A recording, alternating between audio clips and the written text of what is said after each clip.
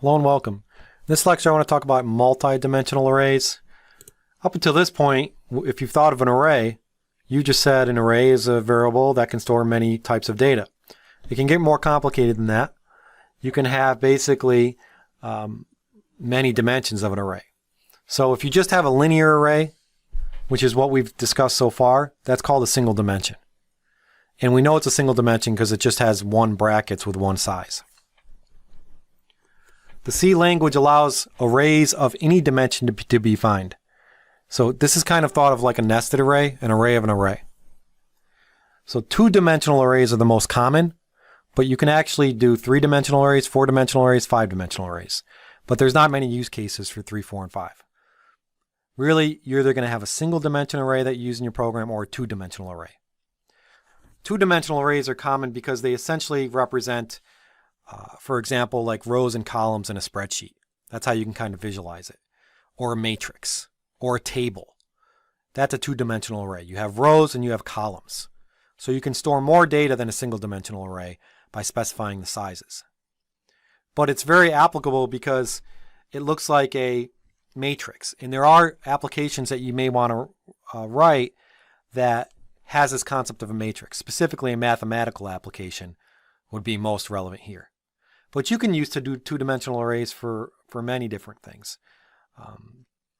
One example is a matrix. But again, visualize it as a table. Two-dimensional arrays are declared the same way that a one-dimensional array is. The only difference is you now have another set of brackets. So in this example, we're declaring an array named matrix of type int, which has 4 rows and 5 columns. That means you can store 20 elements inside that two-dimensional array. So you should know how each dimension is specified with its own pair of square brackets. That's how you can easily spot how many dimensions an array has. If you had 3 brackets there, that would be a 3-dimensional array. If you had 4, it'd be 4. This one has 2, so it's 2. And up until the earlier lectures, we only had 1, so we knew that was a single dimension. All right, so look at the brackets. Pay attention to that. Again, 4 rows, 5 columns, total of 20 elements. To initialize a two-dimensional array, it's going to be initialized in the same manner of a one-dimensional array. Same type of syntax, you're just going to add more. So when you list the elements for initialization, the values are going to be listed by row. And the difference here is that when you put the initial values for each row in, you're going to do it between braces, curly brackets. And then you're going to enclose all the rows between braces. So it's going to look something like this. If we create an array of numbers, which is of 2 dimensions, 3 rows and 4 columns, and we want to initialize it, all you have to do is put inside curly brackets the entire array, and then add inner nested curly brackets for each row. So here, we're initializing values 0 sub 0 to 10, 0 sub 1 to 20, 0 sub 2 to 30, and 0 sub 3 to 40. And that's how you access multidimensional arrays too. You access them with the row and the column. You just have to remember that it's 0 based. So the upper left hand coordinate there, the upper left hand, which would be row 1, column 1, would be 0, 0, and that'd be equal to 10. Row 1, column 1, column 2, would be equal to 20. But you would access it as numbers 0 sub 1. So the first element, because the first array contains 3 rows, that when you access it, that's the number you specify for the row number. And then the column number is the next specification for accessing the array. But initialization is pretty simple. Just separate things by commons with the brackets. And accessing them, you would access it just like you access a normal array, except now you're accessing this concept of a row and a column.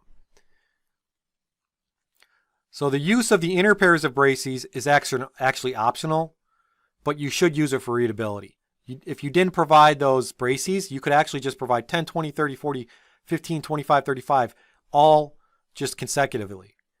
But it's very hard to visualize what you're initializing. As a programmer, readability is very, very important because it increases the quality of the code. It's easier to maintain the code. When I look at this right here, I can easily identify, especially with the comments, what I'm initializing to, what values and what rows are getting initialized to. If I had that as a single line, just consecutive numbers, I would get lost really quick.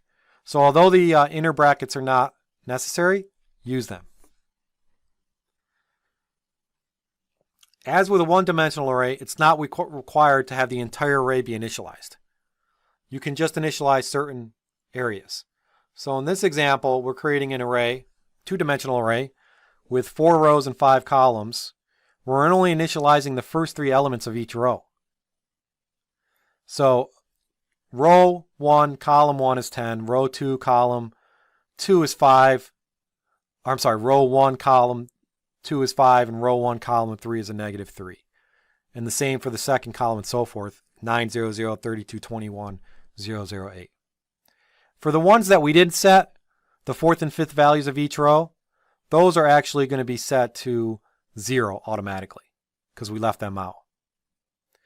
And in this case, you actually have to provide the curly braces, the inner ones. Because here, if we didn't, the initialization would be all screwed up. Because if you didn't have the curly braces, it would just do it consecutively. So what would happen is this would actually initialize the first 12 elements. So it would initialize all the elements in the first row, all the elements in the second row, and then the first 2 elements in the third row, and then the rest of the elements in the third row, the rest of the elements in the fourth row would be 0. Again, this is a two-dimensional array of 4 rows and 5 columns. It would just do them consecutively. So don't forget the braces if you only want to specify certain initialization elements. You can also do designated initializers. Remember, this is the C99 concept. That's optional in C11, where you can specify specific indices to be initialized. So you can use subscripts in the initialization list, just like in a single dimensional array. If you want to do a designated initializer, you would just do something like this. So here we're declaring our matrix array of 4 rows and 3 columns, but we're actually specifying that 0, 0 is equal to 1, 1, 1 is equal to 5, and 2, 2 equals to 9. So when we say 2, 2 again, what we're saying is row 2, which is really row 3 because we start at 0, column 2, which is really column 3. Again, visualize this as a table or a spreadsheet, and accessing the elements start at the top left-hand corner. But if you understand that the 4 represents the rows and the 3 represents the columns, it's pretty intuitive after that. So what this is doing is it's initializing the 3 indicated elements of the matrix to specified values. But what you should notice here is the syntax. All the unspecified values here are going to be 0 by default. So this is only going to initialize 3 values. Each set of the values that you do initialize are going to be the elements in a row is between braces. And then the entire initialization goes between another pair of braces. So you see that we have the curly brackets on the outer ones, just like normal initialization.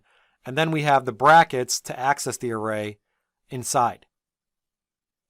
And then we have commas to separate each row. And each set of row values is separated from the next set by a comma. So the values are separated and also the row indices. So notice that.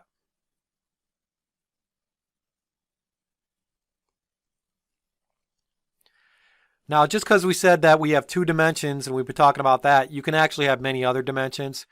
Everything I've talked about with 2 dimensions also applies to 3 dimensions, 4 dimensions, 5 dimensions. So if you wanted to declare a 3-dimensional array, you would do it with 3 square brackets. So here's an array named box of type int of 10, 20, and 30.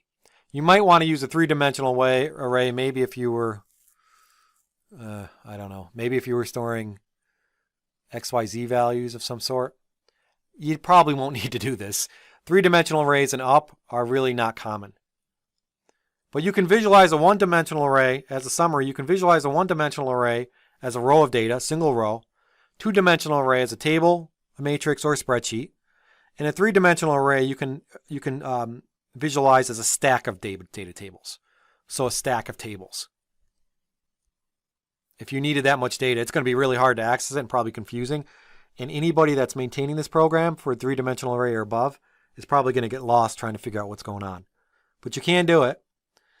Again, and if you're ever going to need to iterate through any of these 1, 2, 3-dimensional arrays, you're probably going to use a loop. And the more dimensions you have in the loop, the more nested loops you're going to have. So if you want to process a 3-dimensional array, you're going to have 3 nested loops. And if you want to process a 4-dimensional array, you're going to have 4 nested loops. So as far as initializing an array that's higher than 2 dimensions, again, you're going to apply the same type of thing. You're just going to extend it a bit. So a 3-dimensional array will have 3 levels of nested braces, with the inner level containing a set of initializing values for each row. So it would look like something like this. Here we have a 3-dimensional array, 2, 3, and 4, a stack of data tables essentially. And the first block of 3 rows we're going to initialize, and the second block of 3 rows we're going to initialize. So what this is saying is, again, first block and second block, because we didn't initialize the third and the fourth block, just the first and the second. So we have 4 blocks, and you can think of as each block a stack of data tables, each block having rows and columns. So the first block is going to be initializing just the first 3 rows, which is all we have is 3 rows. And then the second block is going to initialize the next 3 rows. But the third and the fourth blocks are not going to be initialized. If you wanted to initialize the third and the fourth blocks, you'd have more inner braces, curly brackets, and so forth. Same thing applies though for the ones that you do not initialize. They will be initialized to 0. But again, you can see how it gets very tedious and also very hard to follow. When you want to process the elements in a dimensional array, I mentioned you're going to use nested loops. Again, it's going to correspond directly to the number of dimensions. And each loop is going to iterate over 1 array dimension. So it's going to look something like this. This is an example of a 3-dimensional array. You have an outer loop, and then you have 2 inner loops. The outer loop is going to be the first outer array, and then the second one will, so the outer loop would essentially go through the rows. The second one will go through the columns, and the third one will go through the blocks. Again, what you should be noticing is, wow, this gets really hairy and really tedious really fast. So try to avoid 3-dimensional, 4-dimensional arrays. And I don't even see many use cases for it. 1 and 2 are really all you're going to use. But understand, multidimensional arrays are a possibility in C, a way of storing more data and accessing the same name with many data elements. Thank you.